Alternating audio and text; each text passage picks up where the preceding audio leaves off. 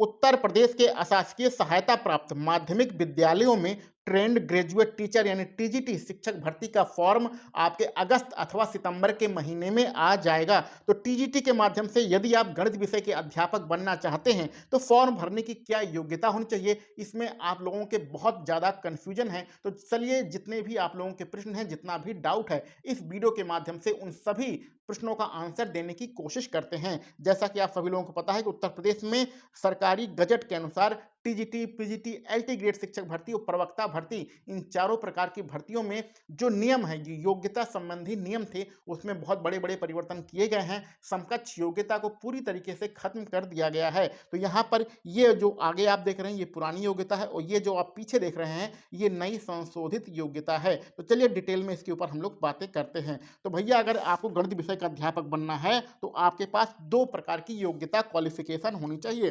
पहला, जो आपने स्नातक किया है यानी ग्रेजुएशन किया है, उसमें गणित विषय होना चाहिए। गणित एक विषय के रूप में होना चाहिए। जैसा कि आप सभी लोगों को पता है कि जब हम लोग स्नातक करते हैं, ग्रेजुएशन करते हैं, सामान्य जो हमारे विश्वविद्यालय है वहाँ से, तो हमारे पास 3 विषय होते हैं। तो आपका गणित उनमें से कोई एक विषय होना चाहिए। और दूसरा क्वालिफिकेशन है कि भैया अब सभी प्रकार के शिक्षक भर्तियों के लिए बीएड अनिवार्य कर दिया गया है। कक्षा 9 से लेकर 12 तक जितनी भी भर्तियां होती हैं उसमें बीएड क्वालिफिकेशन चाहिए। तो बीएड आपके पास होनी चाहिए। अब 2 चीज़ों पर यहाँ पर बात करते हैं। पहला समकक्ष योग्यता पर और दूसरा बीटेक वालों पर बात करते हैं।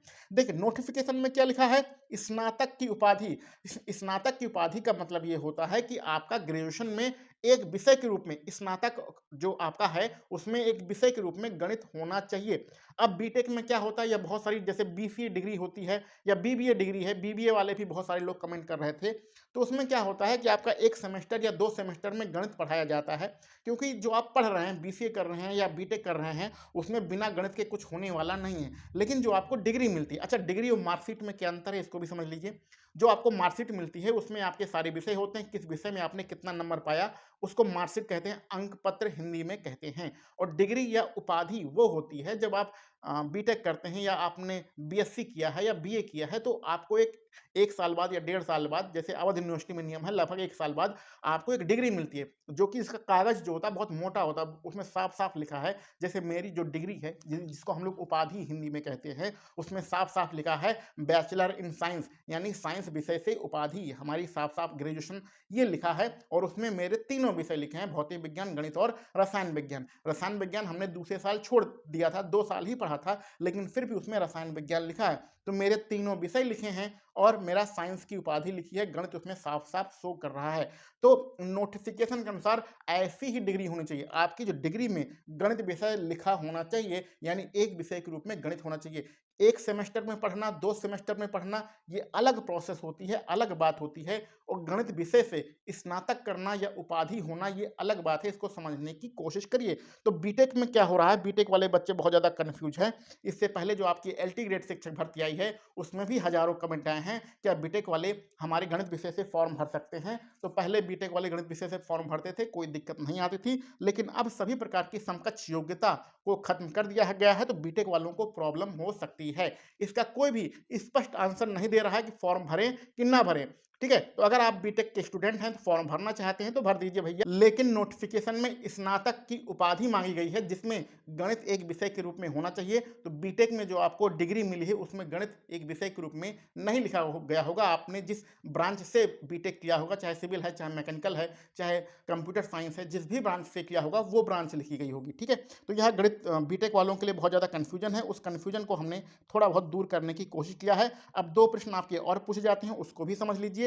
गणित चाहे आपने 2 साल पढ़ा हो, चाहे 3 साल पढ़ा हो, उससे कोई मतलब नहीं है, आप फॉर्म भर सकते हैं। बहुत सारे स्टूडेंट पहले साल पढ़ते हैं, दूसरे साल पढ़ते हैं और तीसरे साल गणित छोड़ देते हैं और बाकी के 2 विषय से अपनी डिग्री कंप्लीट करते हैं। तो चाहे 2 साल पढ़ाओ, चाहे 3 साल पढ़ाओ, कोई फ़र्क नहीं पड़ेगा, आप गणित विषय से फॉर्म भर सकते हैं। और कुछ बच्चे क्या करते हैं कि किसी प्राइवेट यूनिवर्सिटी से या ओपन यूनिवर्सिटी से या किसी जो यूनिवर्सिटी है उसका जो प्राइवेट फॉर्म आता है, वहाँ से सिर्फ एक विषय से, जैसे आपने अपना स्नातक कंप्लीट कर लिया, फिर आपको याद आया कि अरे यार, मुझे तो गणित का अध्यापक बनना है, अब मैं क्या करूं? तो आपने एक विषय यानी सिंगल सब्जेक्ट से तीनों साल पढ़कर आपने अपनी गणित की डिग्री कंप्लीट कर ली है। बार बार हम कह रहे हैं डिग्री, उपाधि शब्द को बार बार कह रहे हैं। अब राजसी टंडन वाली जो यूनिवर्सिटी है वो सर्टिफिकेट कोर्स दे रही है। कुछ लोग डिप्लोमा कोर्स करते हैं, तो डिप्लोमा सर्टिफिकेट यहाँ पर नहीं चलेगा। यहाँ पर स्नातक की उपाधि चाहिए, यानी कि आपके पास गणित की डिग्री होनी चाहिए, चाहे वो सिंगल सब्जेक्ट के रूप में हो, चाहे आपने कंप्लीट डिग्री लिया है तो आपने 2 साल पढ़ा हो या 3 साल पढ़ा हो, कुछ भी पढ़ा हो। तो कुल मिला के यहाँ पर मुझे उम्मीद है अब आपके ये छोटे-मोटे जो डाउट थे वो खत्म हो गए होंगे और बीटेक वाले बिल्कुल भी परेशान ना हों।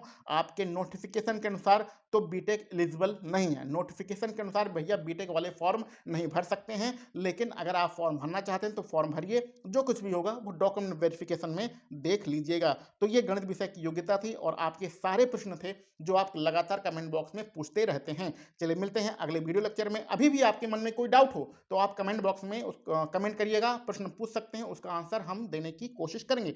चलिए मिलते हैं अगले वीडियो लेक्चर में। आप सभी लोगों को वीडियो देखने के लिए बहुत बहुत धन्यवाद।